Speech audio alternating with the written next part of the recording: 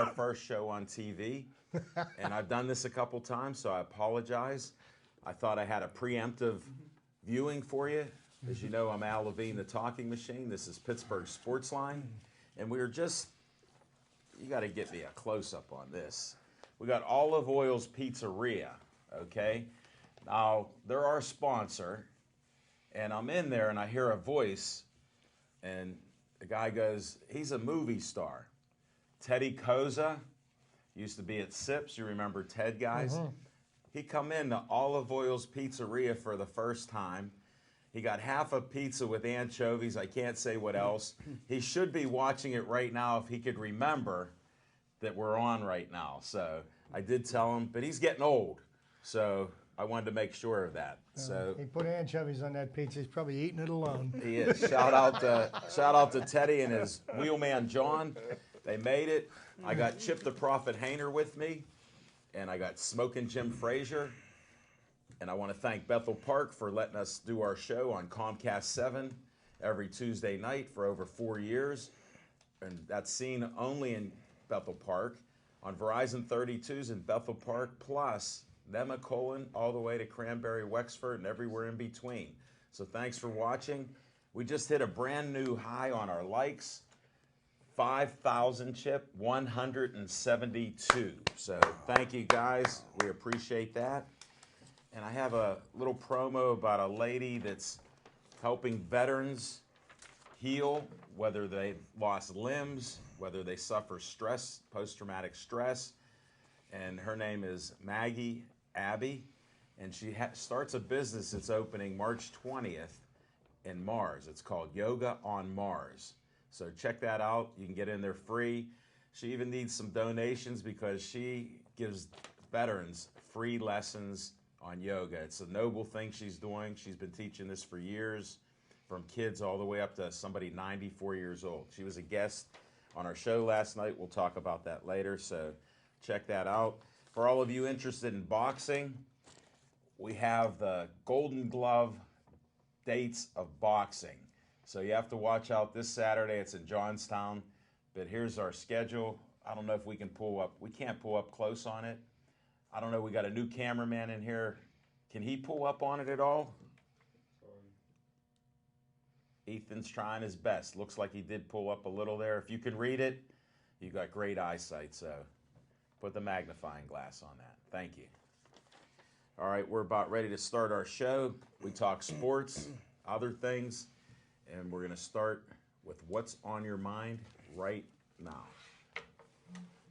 Smoking Jim Frazier, what's on your mind? Thanks, Al Levine, the Talking Machine. And if you want the green, hold it. You got to see Levine. How's that pitch? Baseball season. You didn't know that high, hard, fast one. That's it, man. Nice catch, that. You look like Pedro Alvarez, swing and a miss. We'll talk about that shortly. Oh, man, you scooped me on that. I was gonna do that anyhow. So. But I want to thank Al Levine, the Talking Machine, Dave Cable, and BPTV for the opportunity. Thanks for coming out, Ethan and Devin Shea. But what's on my mind is Pittsburgh Sportsline Athletes of the Week.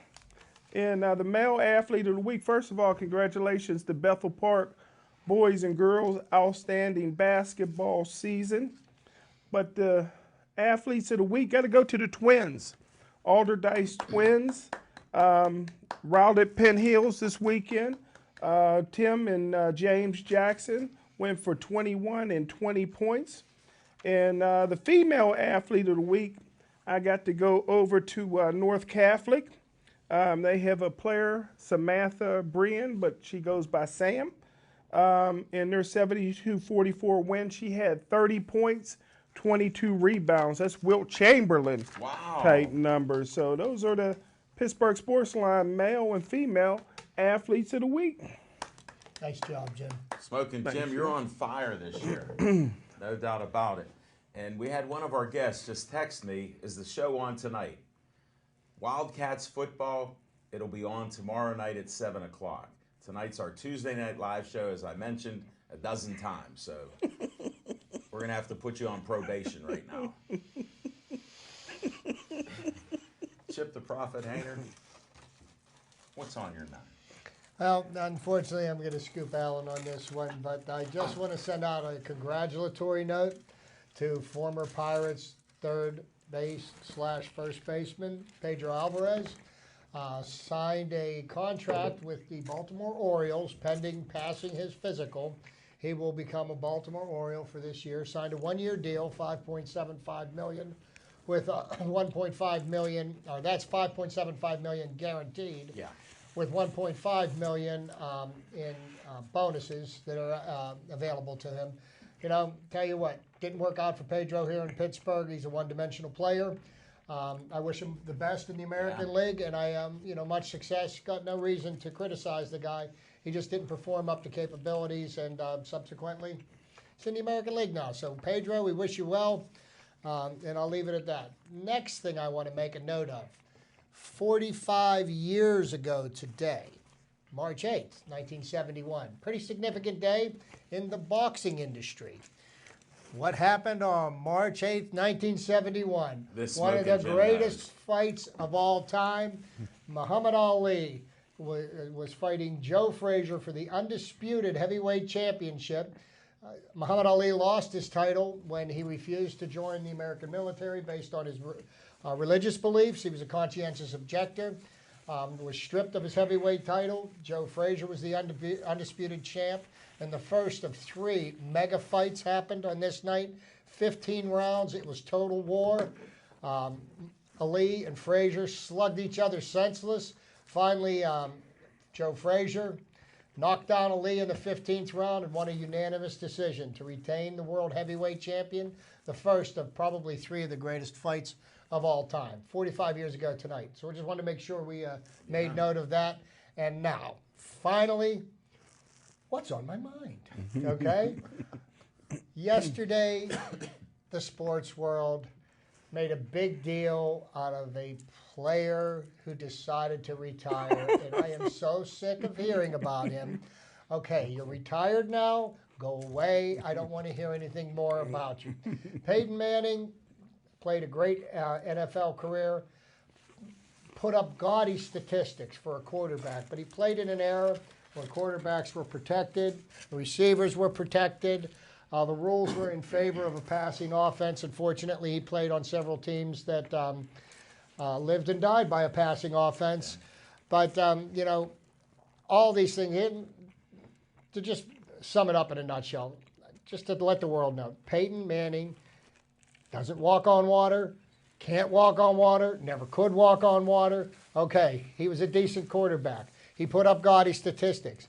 I am sick and tired of hearing people say that he's the greatest quarterback of all time. I don't think so. Ask yourself this question, and I bet you if we put this question to 10 people, not a single one of them would answer it this way.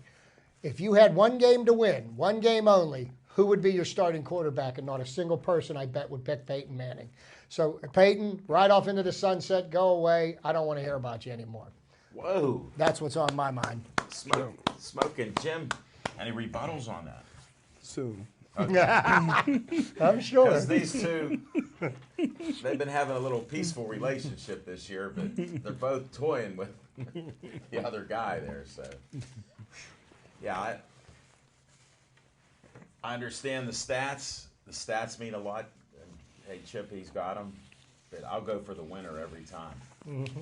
I go for the ones that can come back and get you that deal. In the playoffs, especially. Well, you know what? The thing is, with all the different eras in football, there's a lot of really, really good quarterbacks. And to try to say that one was the best out of them all, I just think it's an unfair argument. You're not comparing apples to apples.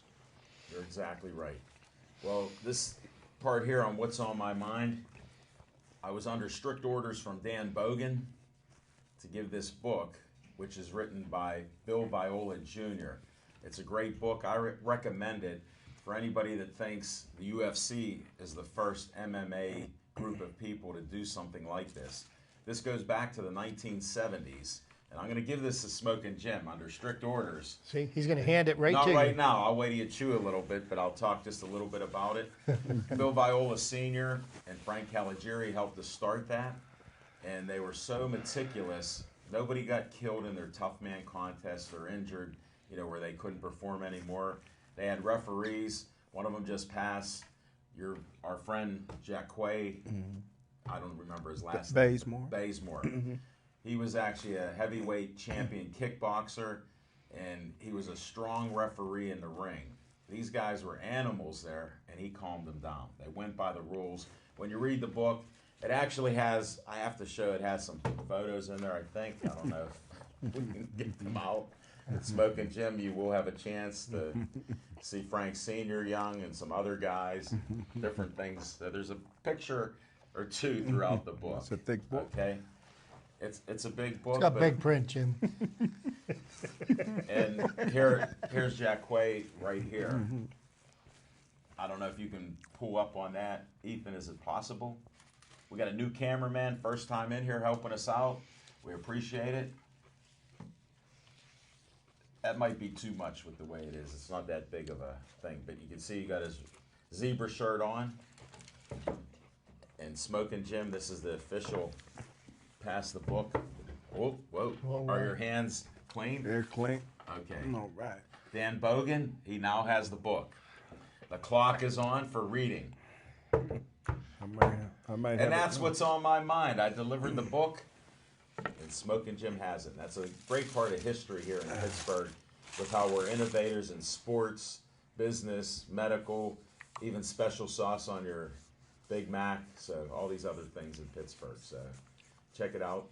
And it's available. You can purchase it. I think it's on Amazon. And we'll find out more during Kumatai. Now we go to our segments. And one of my favorites is Fiction and Fact from Smoking Jim's Almanac. Thanks, Al Levine, the talking machine. Now, is this Bill Viola Sr.? Yes. He looks just like Bill Viola Jr. in this Yeah, picture. they might be Okay. related. All righty.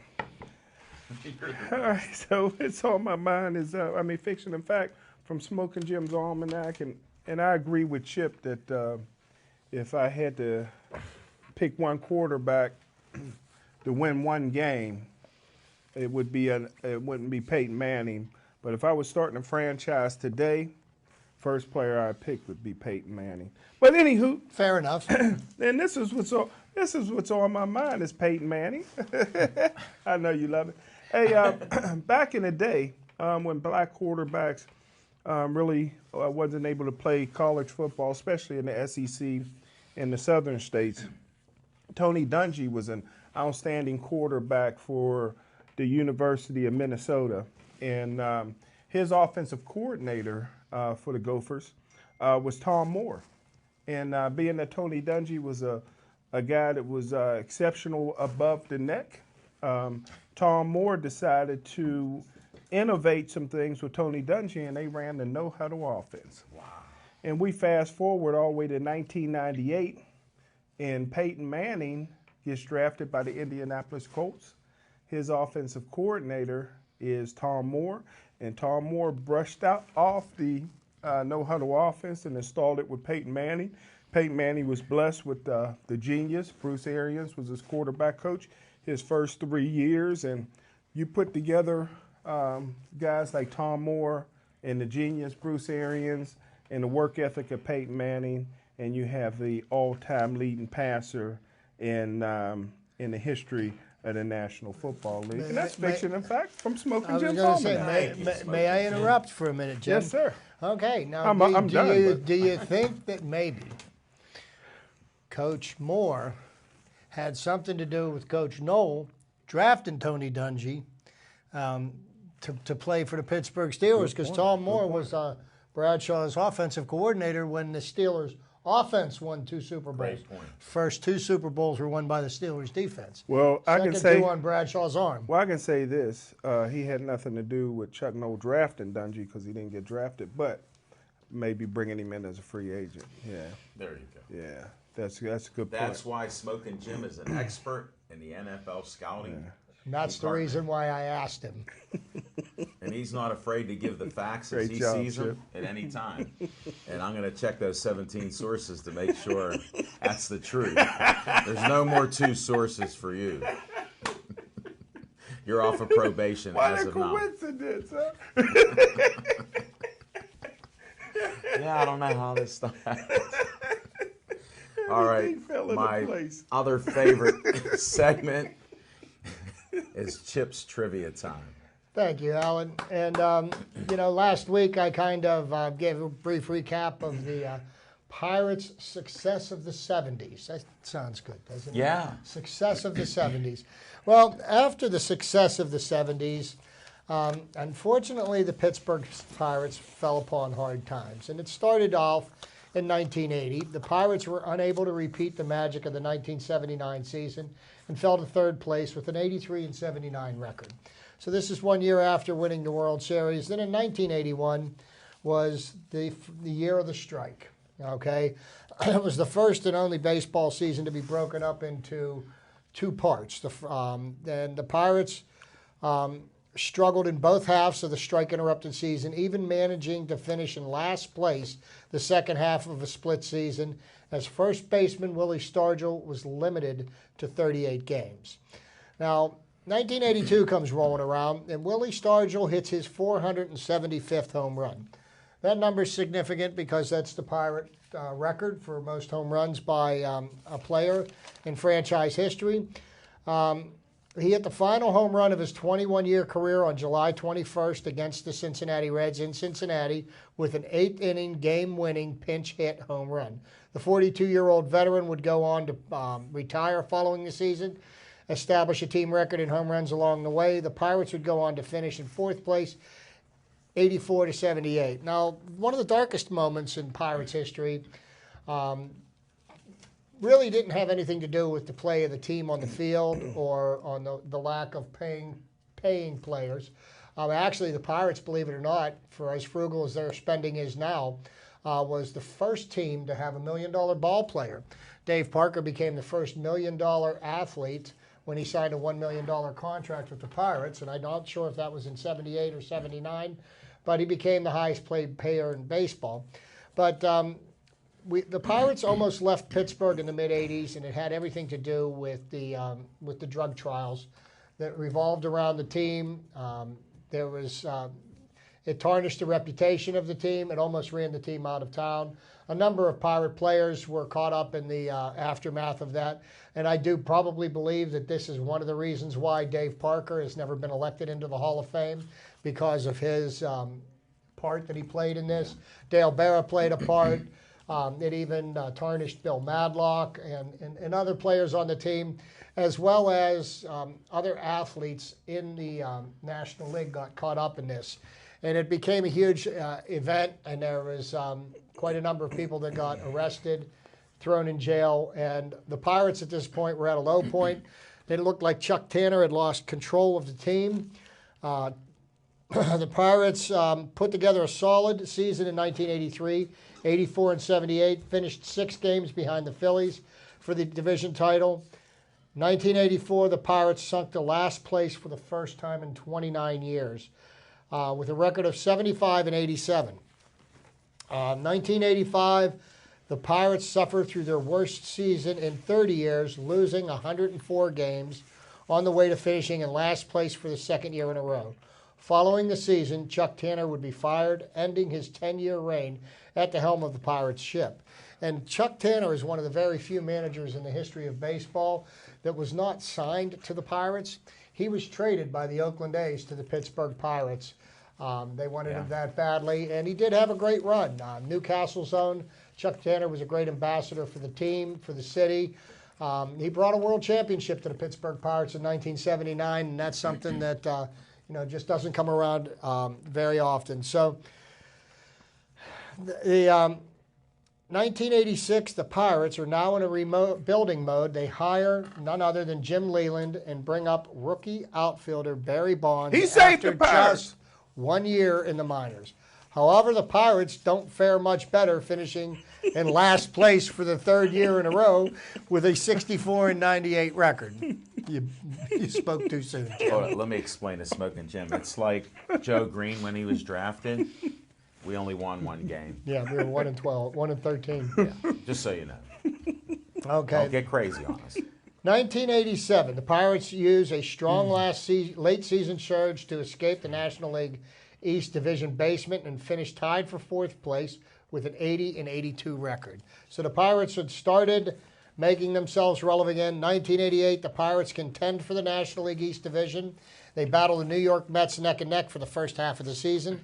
However, the young Pirates would struggle down the stretch and would finish 15 games out of first with a solid 85-75 record.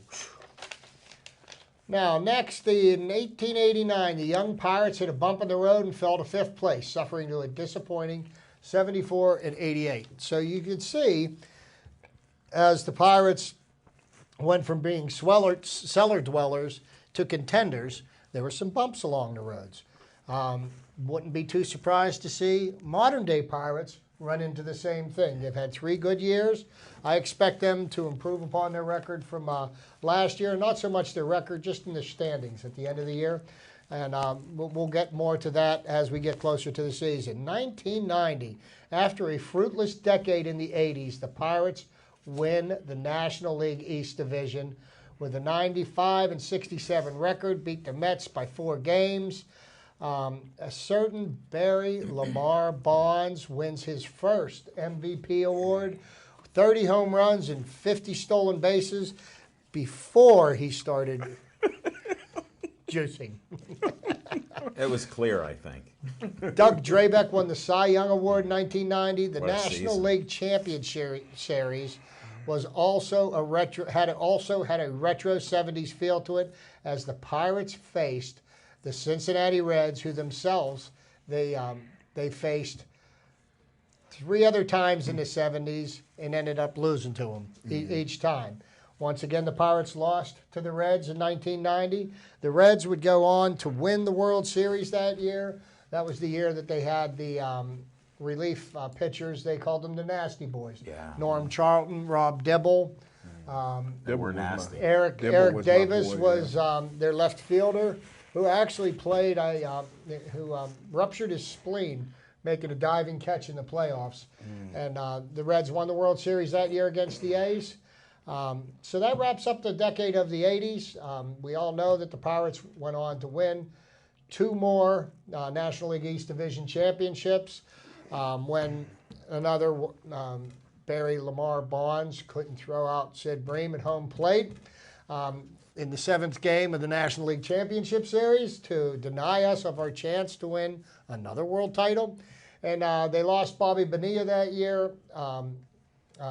Barry Bonds played 1 more season in Pittsburgh, and then came 20 years of drought. But all of that's behind us. The 2016 Pirates are working their way through spring training, and there's more to follow. Question: how many MVPs did Barry Bonds win in Pittsburgh? I wasn't sure. I believe Barry won 2. I think 3. I believe he won 2, and I could be wrong, but I know he won a total of 7 of them. But I think he won 3 in Pittsburgh. Well, he wasn't juicing then. Should Made be a it statue. easier. Should be a statue out in front stadium with Bonds. he didn't bring a world championship, Jim.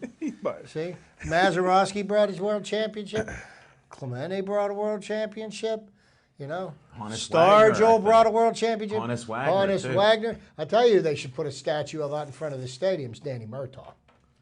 Yeah. There you go. He won 2 world titles. Well, thanks for Chip's Trivia Time. With a little bonus with Smoking Jim. Chief, I hope you liked it. He loved it.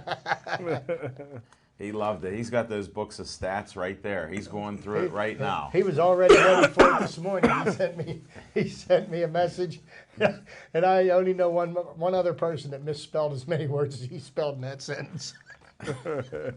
No, just joking, Chief. Well, he got the stats. He's a good baseball stat man, and like I said, his dad, Jimmy Mack, one of the best with sports. You didn't meet it, you haven't met him, he's still around, but he could talk baseball like you're talking, and they'd pull out the book, him and Chief. you don't know Jack Shannon, do you? Jack Shannon, yeah. Do you? Yeah. Okay. Yeah, I met him. Is that a random thing that's come out? I met him, and he said he used to work. Yeah. Okay. Yeah. Well, thanks for that. We know a lot of people in Pittsburgh, so if you think you know us, just tell Smoking Jim. He'll bring it up here. Just tell Smoking Jim I'm a long-lost cousin. We're getting too crazy now.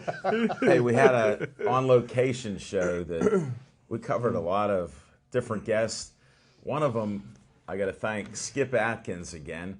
He brought Smoking Jim and I steak hoagies from Campides. So good. Thanks to Campides, we appreciate it. One of our favorites. They have a promotion coming up. I think it's on Thursday that they're going to give pricing back to the original pricing. So there's going to be great deals there. Check out Campides. Go to their Facebook page or website. Skip was telling me. But why I'm thanking Skip is 3 of his great-grandchildren come on our show. They're Taekwondo experts, 3 great kids. We had their Master Zhang on, who he teaches, them all the things. Well, it wasn't on our show, even though we prepped for it. Master Zhang said, "Could I break a board over your head?" So I said, "Yeah, go ahead." I said, "Do you mind if I eat this steak hoagie?" He goes, "No, just don't flinch." I said, "I'm not going to flinch, and I'll keep eating." Long story short, one of the best moves I ever saw a guy kick. He kicked the board, broke it right above my head. He's only he says he's 5'9". I know he's shorter. I won't reveal how short. But he got up over 5.5 feet high in the air, kicked the board. I just watched. It was like this. There's some photos to prove it, even though it's not on our show. And look at that, not a blemish on that No, kisser. not Not a at all. blemish on that kisser. It was so amazing. And when I went to get my hair cut today at Azazu by Mary Ann, I didn't tell her to look for any wood chips because there were none. So thanks for the style. It's always nice to go there. She's only on Tuesdays. Call for Mary Ann at Azazu on Tuesdays, right in the middle of Pittsburgh. Thanks for the cut. Now we had some other guests. We had a football team. WPA Wildcats, John Ray, the guy who texted me during this live show. And he had his team there, about 7 players, some big linemen. I mean, he had a tackle, 2 guards, and one of Smoking Jim's favorite Gateway players. Before you swallow that, can you shout out your man one more time? Greatest player in Gateway history. He was louder yesterday. Great quarterback. Matter of fact, when he played quarterback, team that played near Penn Hills had a quarterback named Anthony Morelli, who was the #1 rated quarterback in the country, and he could outrun and outthrow Anthony Morelli and beat him every time. Morty Ivy, who went on to West Virginia to play linebacker, played for the Pittsburgh Steelers as well. And he looks in great shape. Anthony Morelli, he's the one that went on to fame and fortune at Penn State, right? Penn State, that's it. That's it. Yeah, so we covered a lot of things there. And again, this lady, Maggie Abbey, is doing great things with veterans in yoga. She even helps amputees, and it's just amazing. Smoking Jim, you got to get the elbows up higher. You can't even get them together. It's all about the breathing, Jim. Well, he doesn't even know about that, so we're working on those things. And it was just a great show. We had, you want to announce your other buddy who come back? You give a great promo for Rick Carter. Oh, my goodness. This is a guy that was, another one that played high school football near Monroeville. He was recruited. I heard it's Penn Hills. He was recruited in football by everybody, including Florida State, when they were national champions. He went on to fight in the Tough Man contest, was ranked 2nd in the world in Tough Man, went on to be an undefeated professional fighter before he turned to be a premier boxing trainer. So Rick Carter. And Very Boyce AC. In Monroeville. He had he had his coaches there, and he had some great young boxers that he's developing. So, I mean, we're looking for a lot of good things. And what's nice about him, he has about 30 people in his Boyce AC gym. They're not all allowed to fight in Golden Gloves because they want to fight. They have to be in shape. So one of his guys, I got to shout out to Luke. He's only been with Rick since last July. He's already won a Golden Gloves fight. Wow. And he's allowed to box. So right there shows he must be in shape. He was trying to tell me he's into something about wrestling. I just wanted to hear about boxing, because you can go to MMA with the wrestling too, but we're talking boxing. So he might even be a Golden Gloves champion when they're done with him. That's the type of things they do there, take you from a young age. They even take older guys that come in. So, I mean, it's a great place. They all come up. And I was picking on a coach of his that's about 365 pounds. I told him he should be in the back, and he listened to me. So we're friends. Hussein, it was a pleasure talking to you. We've seen each other at the fights, but they enjoyed themselves, and we'll have that posted up tomorrow night, or tomorrow afternoon. So we'll check that show out. And we had Justin Fabus Band. He's actually signed a contract with one of the record companies. He'll be touring from late spring in the local area. He's from Dormont. He put a lot of hard work in, and we wanted to announce that. He'll be at Hollywood Lanes on Saturday night for their St. Patrick's Day party. So check that out if you're nearby. And of course, we had to have the host of all this, Jeffrey Park, the owner of Hollywood Lanes. He said, come on out to us. We appreciate you guys. He keeps saying he loves us and we're the greatest. Well, we don't really care about that. We just like the venue. It's awesome, the stage. And the sound guys, I got to give a shout out to them. We had so many conflicts, Smoking Jim, with these mics, their mics. Stuff was blowing up all over the place, and we kept our streak alive. We have never started a show at 7:30 sharp. The streak is alive, even though I shoot for that all the time. But Steve was one of the best with setting us up, and Brandon come in and saved the day with the mics that he had. So when you see it, there's extra mics there, and it's a little crazy, but you got to hear and see everybody. And we had a great time with the show. Thanks for everybody coming out there. We had people that come in from Mars and, Wexford and everywhere else, so we appreciate that. And then Lindsay Marie, that's the fiance of Jeff, she set everything up she gave Smokin' Jim and I, Chip, plates, cookies, cheese, crackers, more cookies, and Smokin' Jim, I don't know where his went, but it disappeared. And I'm thinking I'm looking where they went. So, it's great. We'll be there each month, first of each month, first week, first Monday. So check it out when we come back again. We'll have another great group of guests.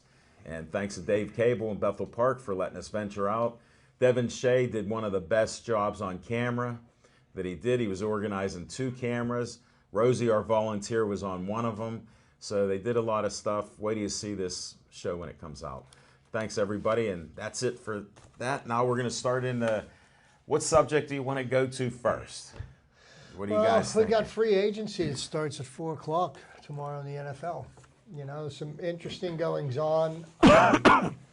Players retiring. Yeah. Not just Peyton Manning. Megatron. Could be one of the greatest receivers of all time. Hold it. Let me go right into that. When you retire early in your career, does that hurt or help your legacy? Well, Jim Brown was fine. Well, you have to look at it like this, okay? Really, what is your legacy? Is putting up gaudy statistics the only measuring stick you use to get into the Hall of Fame? Because if it is, then the answer to your question would be yes, that hurts your chances. Thank you. But you look at somebody like Barry Sanders. Barry Sanders is arguably one of the greatest running backs that ever played the game. Yeah. He quit when he was 30. He quit in the prime of his career. I don't think that affected his ability to get into the Hall of Fame because he was truly one of the greatest running and that's backs. my thought, Chip, because Barry Sanders, you talk about a guy that was frustrated. He gave you 110% every time he played. He did things that other runners still can't do. And he played on a team where he never, ever really once had a chance to play for a title. Detroit Exactly. may have gone to the playoffs once or twice, but they never really were a championship team. And Megatron, it's a shame that he never got a chance to play for, a world championship. But I think his ability as a receiver speaks for itself. Right. Whether or not that's going to get him into the Hall of Fame, like I said, that's the one What's thing the about criteria? Yeah, that's the one thing about all of the Hall of Fames that I just. What is the criteria for getting into the Hall of Fame? In baseball, is it 3,000 hits? For a pitcher, is it 300 wins? Yeah. There are pitchers in baseball and hitters in baseball that didn't get 3,000 hits and that didn't get 300 that are in the Hall of Fame. So what is the criteria that you use? And I think football, out of all the sports, football does the best job in their Hall of Fame. How can you say that? Well, I need facts. They do a nice job, unless, of course, you're Terrell Owens. And, and here's another meathead that doesn't get elected into the Hall of Fame, and then he's going to start picking arguments with people that are in the Hall of Fame. Yeah. I don't know. I He don't deserves to be in, though. He deserves to be in. Well, you know, according Then to how him, did the yes, he NFL does. According to him, yes, he does. But guess what? Apparently, the people that vote for the Hall of Fame think differently. They don't like him. Well, then, you know, whose fault do you think that is? But he's number 3 all time. Sometimes Say some that- list number 2 all Then, time. you know, you're basing that strictly on statistics, and What do you got? What do you base it on? well, that's what I. That That's was what he my asked. point. That's my point. What do you base it on? If you go straight on statistics, he goes in. If you go to character and what kind of a teammate he was, he's never going to make the Hall of Fame. Smoking Jim, I got You a know? question. Would Terry Bradshaw get in the Hall of Fame on his statistics? On Bradshaw statistics? Or, Not- would he, or not did the he first- get in on the four Well, there's Super only Bowls? one statistic that would have got him a shoe in, and that's the 4 Super Bowl That's wins my point. in 4 tries. But as Yeah, far as 212 touchdowns with 210 interceptions ain't getting you in the Hall of Fame. Well, then Not- how not can in- you say not the in NFL today's- does a good job? not They in do a great today's- job. Not in today's Hall of Fame. They do better than any of the other halls. Well, so here's one of the interesting things I heard Thanks for about. verifying. Now we all remember how much of a It's good. stud athlete Mike Wallace was when he played for the Steelers. Yeah. Yeah. And you know, and he went off to go for that big money in Miami, and he That's all he got. promptly fell on his face. Well, he got cut by the Minnesota Vikings today. Did he? Yeah, because that saved the Vikings $11.9 million against the cap this year. And so, you know, the Minnesota Vikings went to him and they said, hey, Mike, you know, you could help the team out by, you know, taking a little less money this year. We'll keep you on the roster. You can play. No, he didn't want to take a cut and pay. Brother couldn't wait to get out of Minnesota. Yeah, but you see know that what? I stuff? mean, you go from getting a multi-million-dollar paycheck to no paycheck. Now, I'm just saying, you know, So not is he. one of the brightest moves that a person could make, because you know what? He got his last big contract, and you know, just to let people know, $11.9 million against the cap. When you only get 38 receptions for a half a dozen touchdowns in the course of a season, you're not going to stay on anybody's roster very long, and nobody's going to be opening up their checkbook. So I think he's going to be go by the wayside. Wow. So part of the Young Money crew, They're not young money anymore. they're not Young Money, but they No money. Emmanuel Sanders is the only one with a ring. You Yeah. guys gonna watch Dancing with the Stars? My What is wife that? will. We could get What a is trophy. that? We could get What show is that? We could get a trophy. We could get out of it. that. Do you think they'll man. have a parade downtown for Antonio? They did for Hines. Yeah, they should. Oh, I want to. If they tell me he's going to go hop on a goalpost or whatever he did during the dance, I'll would- watch it. I bet you they end up doing that. They pull in the props, but you know who else is going to be on that is Vaughn Miller. Vaughn Miller. Vaughn Miller. He'll knock him down. Yeah, well, concussing him isn't going to work because it worked real good for Vontez Perfect, right? But they got to keep Vaughn Miller away from some of them women. Did you see the women that be on there? They're dance partners. Woo. I haven't watched that show. My wife is addicted to watching that show. She DVRs it and she watches it when I leave for work on Tuesday morning. Thanks, Steph. It's not my Smoking cup Jim, I of tea. appreciate your insights my cup on of where tea. trophies are won. So you know, the Steelers have you know Well, speaking of the Steelers, they always have to adjust salaries. So what you're talking about that they asked Mike Wallace, Steelers do it all the time. well, yeah, and That's the amazing part about it. But you know, but the thing is, you know, you have to have a good idea of what your value is and what your worth is. And apparently, somebody's telling Mike Wallace things that don't have anything to do with the facts. point. You know, I mean, if you could go, you know, he is not a number one receiver anymore in this league, and he hasn't been for years. So, you know, we've got two members of our offensive line who are set to become free agents: Calvin Beecham and He'll be gone. Ramon Foster. The Steelers have re-signed William Gay, and they what was his name? Golston. Golden, I think. Golden. Yeah. Yeah. He was a special teams captain. Yeah. But Which is ridiculous. you know, it'll be interesting to see how this all kind of plays out, because there are going to be some quality athletes out there and available, and you know, are they going to be willing to play for what teams are willing to pay them? And you know, Yeah. we'll wait and see. As long as they keep adjusting that cap, because they need room. You know, what kills me is you got a team like the Baltimore Ravens. So after they win a Super Bowl, they signed Joe Flacco to a $125 million contract or whatever. So this year, had they not renegotiated with him, he would have counted $30 million against the cap for that team for this year. Now, some people will argue, is Flacco a franchise quarterback? Hey, he was good enough to win a Super Bowl, so I guess you could Ownership count rewarded him him. as that.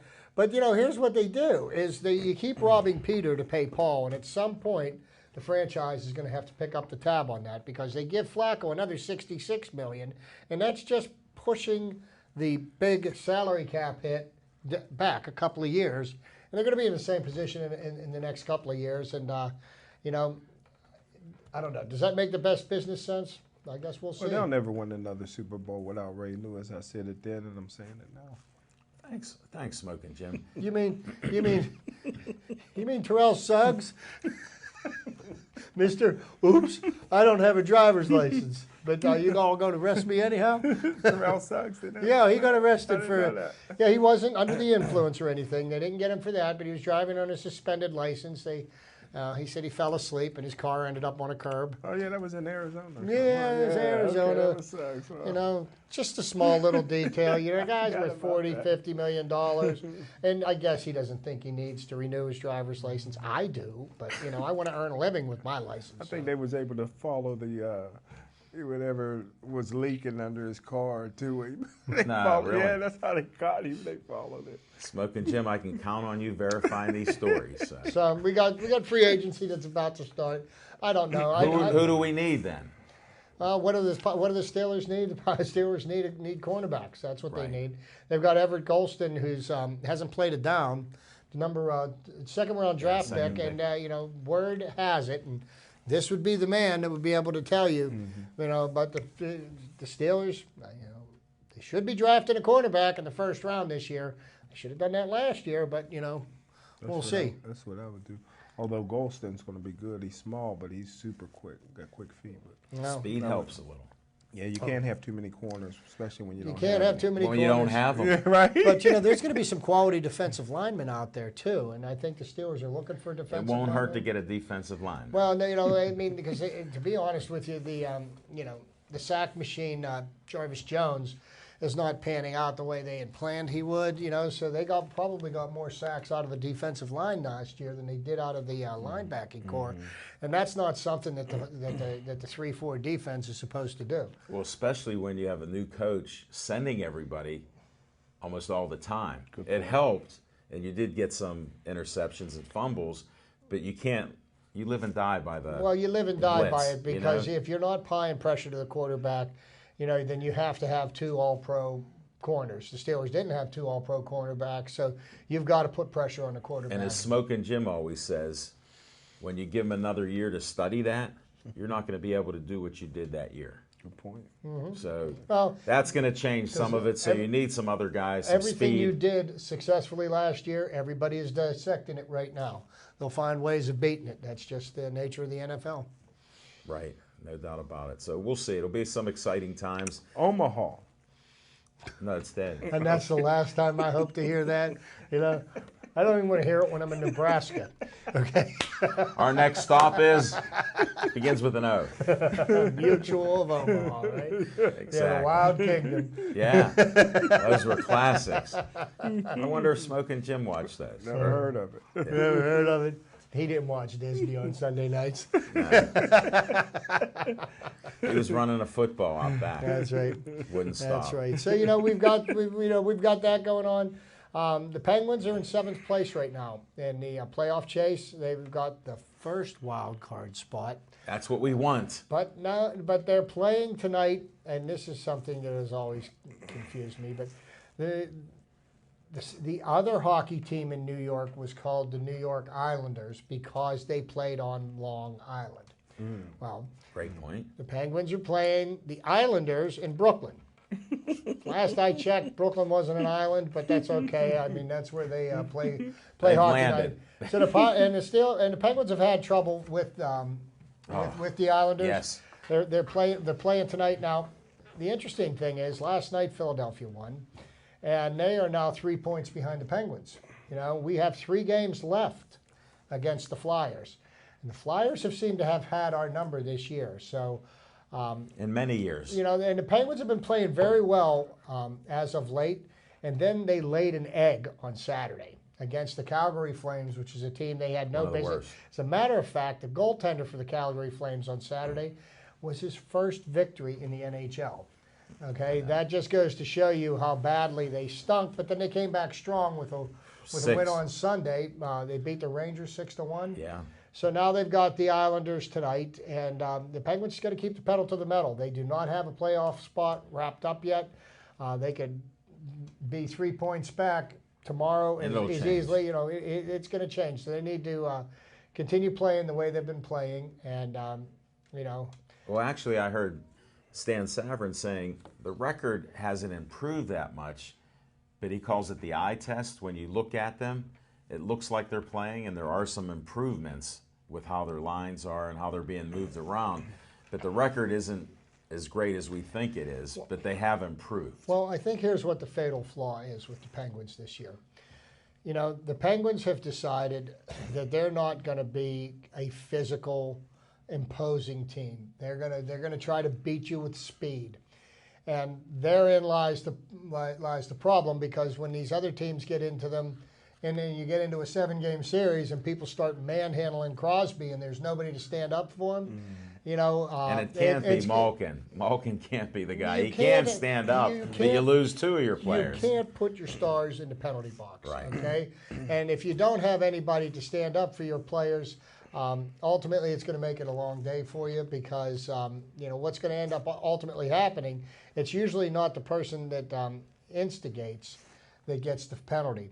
It's the Who comes person that in. retaliates, because that's when the referee turns his head to see what's happening, and and that's what will happen. But that's where I think their fatal flaw is going into the playoffs, into a 7-game series. They're doing okay against teams here and there, but Sometimes the best teams, they play the best. Other times they blow it up. do they have what it takes to beat any of the top teams in the Eastern Conference 4 out of 7 games? Well, I like what I'm seeing even with the backup goaltender, Murray. Mm-hmm. I mean, he is best in the AHL, and he's shown brilliant games, up here. So that helps, because Fleury has been playing out of his mind at times, but we know what happens once in a while. And the last year or so, he hasn't been that way and going back into that funk. So that's a good thing. Mm-hmm. And the defense does have to play a little bit better, because those breakaways are still deadly at certain times when there's nobody back. So we do need some defense back there too. And then I also want to make sure that we make a mention to the end of the Pitt basketball season. Tomorrow, Pitt plays Syracuse at noon. Last week at this time, their RPI was 39. Looked like there's no way they can't make the tournament. Well, sitting here tonight, their RPI is at 56. And if they lose in the first round or in the second round of the ACC tournament tomorrow in Washington, I don't believe that they're going to be a tournament team. I don't believe they're You're going to not get the in. only one. Well, and they've got really the one good win that they had, they ruined that and the effects of it by losing to Virginia Tech and to Georgia Tech. They needed to win those 2 games on the road to make themselves so. Are we watching the end of the Jamie Dixon era? Tune in at noon tomorrow. You'll find out. Well, just ask Smoking Jim now. He's been not his biggest fan ever. Smoking Jim? Yeah, it's been long overdue. If you can't recruit, you can't coach for me, major college basketball. But the one good thing Pitt has going, they kind of have Syracuse's number, so they got a good draw. They got a. It could happen. Yeah, they got a more than decent chance of beating Syracuse. They've got a more than decent chance. They've beaten them twice already this year. They beat them in Syracuse. They beat them here in Pittsburgh. Now take into account the first time we played them, Jim Boeheim was suspended, serving his cheating suspension. And he's back. He's innocent. Yeah, but he's going into the Hall of Fame. Like I said, football does the best job. But I just don't think that Jamie Dixon is a coach that will ever thrive in the ACC. I think Jamie's a good basketball coach. I wouldn't be too surprised if he ended up going somewhere out west. I hear UNLV is looking for a head coach. So Wow. he's from the West Coast. I know. I know he's been here. California. Now I know he's he's locked up in a contract. The Panthers are going to have to buy him out to get him out of here. But Hold it. In college, Anything is possible. Isn't that Those the truth? contracts, it doesn't matter. Isn't that the truth? So then we go, Jim was talking about the Alderdice basketball team. Yes, sir. And Jim and I are firm believers that this is a team that's going to win the States. Tomorrow night, over here at Bethel Park High School, there will be a game that will be worth watching. Pine Richland, the WPIAL Quad A champions this year, are playing Alderdice, which is the number one team, Quad A team in the state. And they're playing in the second round of the playoffs, but that's just the way the ball bounces this time. Read Kevin Gorman's article I posted on Pittsburgh Sportsline. It'll tell you why. I'll give you a tease, like Smoking Jim says. Give the people a tease. Go to Pittsburgh Sportsline on Facebook there. Kevin Gorman, one of our friends, great insights and everything he writes about in sports. If you haven't read his column, just check it out because this is a good one. It explains some of the unanswered questions that we still have. So. I'll be there tomorrow night in the bowl. Bethel Park at probably the biggest high school basketball seating in the area. So I don't know. We'll have to look into that. Yeah. Definitely. And on the record, if you check the film, I predicted that Alderdice would be the state champions and they'll be back on our show. You're wearing your you can green. Check that. You're Put wearing the your green, green. baby. Go for the dice. Yeah, they. Definitely. They're a great team, great character. How'd they lose a game this year? Yeah, they were a little rusty from football season. Well, remember Bob Gibson? He had the lowest ERA. Yeah. How did he lose like 9 games that Yeah, year? well, Wow. so you got a point there, Right? Because he gave Little up. things in sports. He that- gave up one run, and the other pitcher didn't give up any. So it That's works, how it works. It works If out you that have way one more sometimes. point or run than the other team, you win. You're taking the trophy, right? Exactly. We've touched everything else. We might as well hit a little bit of baseball. I'm not a big fan of the Grapefruit League. I tune in every so often to hear the newer players and what the older players are doing, getting in shape, hitting some home runs. Well, and it looks like, according to Neil Huntington, it doesn't look like Jung Ho Gong will be ready for the beginning of the season, and they're not going to try to push him to get ready. Why would you? But right now, the kid that's tearing up spring training for the Pirates is a gentleman that played second base in Altoona most of the year last year, moved up to AAA Indianapolis, and he's batting over 500 right now for the Pirates, playing second base, Alan Hansen. I hear this every year. Well, But what? Go ahead. Well, It's a you know different what? player. You know what? Right now, they say that Hansen's biggest problem, he's got the tools to make it to the majors. Is he consistent enough to stay there? They say using him as a short-time fill-in for a 2, 3, possibly 4-week period.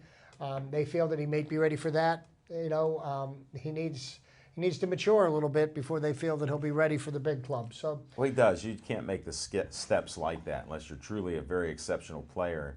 When you're young, it's hard to do it. And Smoking Jim, the point on hitting 500 early in the season, if you remember, I know it's hard for you to think back, way back to last week, when I said, Chip, do you think pitching is ahead of hitting or hitting is ahead of pitching? I always say hitting. Chip said the same thing. Because pitchers, you don't want to blow out an arm early. So you're basically getting your arm strengthened. Especially and throwing shaped. them grapefruits. No, that's the league, Smoking Jim.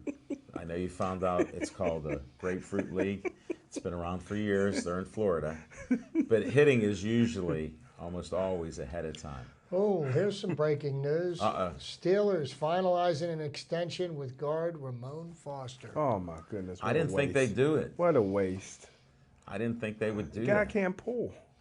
You got the Castro that can pull. So you're only pulling one side. Foster can't pull. Vince Oh, my Lombardi goodness. said just go left. Well, I just report the news. Oh man! Don't kill the messenger. Don't kill the messenger. So getting back to the Pirates now, sight unseen. Never watched him play. Take one swing of the bat.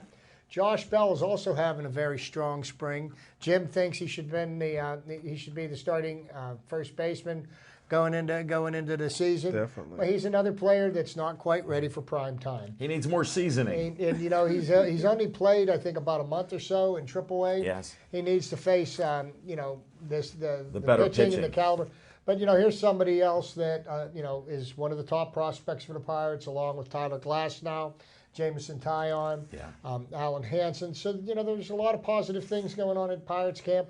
But when you got 65 guys in training camp, it's hard to to really get wrapped up in the games. I've been listening to games on the radio just because it's great to hear baseball and the sound of the ball hitting the bat and everything. But we'll see what happens when we get 3-4 weeks into this and we see what kind of a lineup they start putting in on a regular Well, once basis. they get closer to what the lineup will be or could be, Because it makes a difference. what sunk the Pirates the last 2 years when it came to winning the division was their record in April. They need to come out strong this year. They need to have a winning April if they want to have a chance to win the division this year. Well, I'll sound off on that a little. When you have McCutchen healthy to start a season and you don't have his knee issue or back, that makes a huge difference. Yes, it does. And even though he didn't let his hair go to the dreadlocks, I still think he'll have a great season because he's going to start out of the gates fast. All right? That's what I predict. We'll get a fast start. Oh, one thing. When I was going home last week, remember I talked about Malkin scoring the first goal? I heard that. I heard it. I turned on the radio and I heard it. Yes, sir. Usually I don't call him. I'm not quite like the prophet here. When he pulled those New York Giants out when Conklin was going to get fired and they ended up winning the Super Bowl. But that was why you're the prophet. But I said Malkin, I feel like he can get that first goal tonight. And they beat the 18-0 New England Patriots. Yeah. Yep, that's what they did that year, and that was when Tom Brady had his epiphany. 18-1 don't mean squat. I got an update. Whoa. 25-19, Newcastle over Beaver Falls in the first. There you go. Wow. Newcastle's always strong. Yeah, a lot of people were waiting on that. No doubt. I thought a lot of people were waiting on Ramon Foster. Well, you know Mario Tempest, that's his team, Newcastle. I didn't know that. Right? I thought he likes that team or from around that area. Really? Because I know he's Isn't I thought Mario was from up there in Highlands Newcastle. and Oh, maybe Valley, you can. Yeah. I get those two mixed up. I But don't they're travel both like new. smoking. They're both new, They're so both yeah. new. Yeah, no, you're right. They're both new teams there. So yeah, that's what rhymes. Yeah, he likes New Hampshire, New York, too. Yeah, they're similar. One's bigger than the other. No doubt. Well, that's about it. Smoking Jim, you want to give us a recap on a little bit of the boxing you saw? Oh, man. I tell you what, it was often. Wolfpack Boxing. Yes. And, Golden Gloves. Golden Gloves. Had a lot of cancellations, but had a few very, very good matches. And I tell you what, I like at the Wolfpack Boxing facilities Oh, yeah. for the Golden Glove Boxing. But, yeah. No doubt. It's a nice place, nice venue, right in Carnegie there, Yeah. right near Scott Township. So easy to find since we went there a couple times when you Yeah. tricked me in that reality Yeah. show. Wear a suit and 110 degrees. Glad I got 13 seconds of fame. You did a great job. Well, The announcer somehow was the clock went wild, so I don't know what time we have, but I think we're going to have to wrap it up. right. 50 seconds. No, is that what it is? All That's right. what I'm thinking. I know. I'm rolling Thanks. with it. Thanks, buddy. Because I just looked at mine and I'm like, how did it go from I need one more minute? But we're out of time. Smoking Jim Frazier, thanks for all your insights, and especially that nugget on the NFL is the greatest with Hall of Famers. Chip, always thanks for your insights, your trivia, and more. We appreciate it, and can't wait for more of the Bucko Talk. I'm Al Levine, the Talking Machine. Thanks to Ethan for being here. Devin Shea's holding down the control room. We appreciate it. He's even come in here to make adjustments. He's trying to make us look good. Thanks to Dave Cable for all the great lighting. Bethel Park for letting us do this stuff each week. We appreciate it. We thank you in the community for everybody watching us. And I want to tell you, stay Joey strong.